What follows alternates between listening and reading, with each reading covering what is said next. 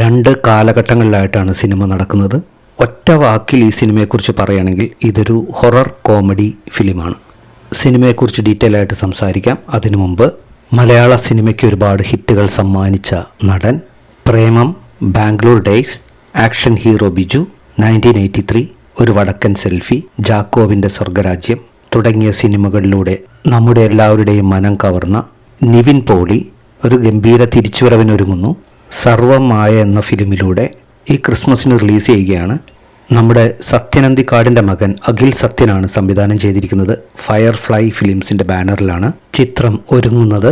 നിവിൻ പോളിയെ കൂടാതെ അജു വർഗീസ്, ജനാർദ്ദനൻ, മധു വാര്യർ, പ്രീതി മുകുന്ദൻ, അൽതാഫ് സലീം തുടങ്ങിയൊരു താരനിര തന്നെയുണ്ട് ഫിലിമിൽ. നിവിൻ പോളിയുടെ ഗംഭീരമായിട്ടുള്ള ഒരു തിരിച്ചുവരവ് നിങ്ങൾ ആഗ്രഹിക്കുന്നുണ്ടോ? ഇനി നമുക്ക് സിനിമയെക്കുറിച്ച് സംസാരിക്കാം. രണ്ട് കാലഘട്ടങ്ങളിലായിട്ടാണ് സിനിമ നടക്കുന്നത്. ഇതൊരു ഗ്രാമപ്രദേശത്ത്, ഒരു ഗ്രാമാന്തരീക്ഷത്തിൽ നടക്കുന്നൊരു കഥയാണ്.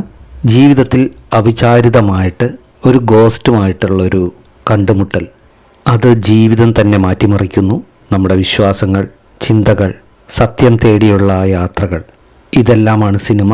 ഇതിൽ ഹൊററും ഉണ്ട്, കോമഡി ഉണ്ട്.